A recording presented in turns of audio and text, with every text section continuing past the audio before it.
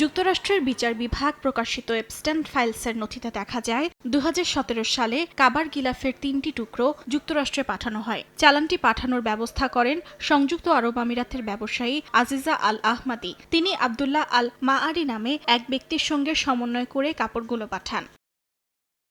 নথি অনুযায়ী কিসোয়ার টুকরাগুলো সৌদি আরব থেকে ব্রিটিশ এয়ারওয়েজের কার্গো বিমানে ফ্লোরিডায় পৌঁছায়। ইনভয়েস, কাস্টমস ক্লিয়ারেন্স ও অভ্যন্তরীণ ডেলিভারির সব ব্যবস্থাই করা হয়েছিল আগে ভাগে। ৩টি টুকরার একটি ছিল কাবার ভেতরের অংশ থেকে একটি ব্যবহৃত বাইরের আবরণ, আরেকটি ব্যবহার না হওয়া কাপড়, যেটিকে শিল্পকর্ম হিসেবে দেখানোর চেষ্টা করা হয়।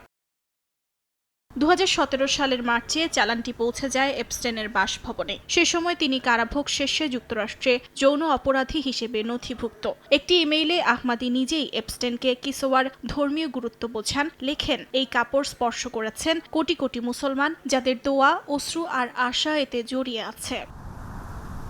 নথিতে আরও দেখা যায়, হারিকেন ইরমায় এপস্টেনের ব্যক্তিগত দ্বীপ ক্ষতিগ্রস্ত হলে আহমাদি তার খোঁজ নেন। দ্বীপের ক্ষয়ক্ষতির বর্ণনা দিয়ে এপস্টেনের সেক্রেটারি জানান, ভেতরে সবাই নিরাপদ। জবাবে আহমাদি নতুন তাঁবু পাঠানোর আশ্বাস দেন। তবে তিনি কখনো ওই দ্বীপে গিয়েছিলেন কিনা বা সেখানে কি ঘটত তা ইমেইলে স্পষ্ট নয়। অর্চিতা শেহজিন, সময় সংবাদ।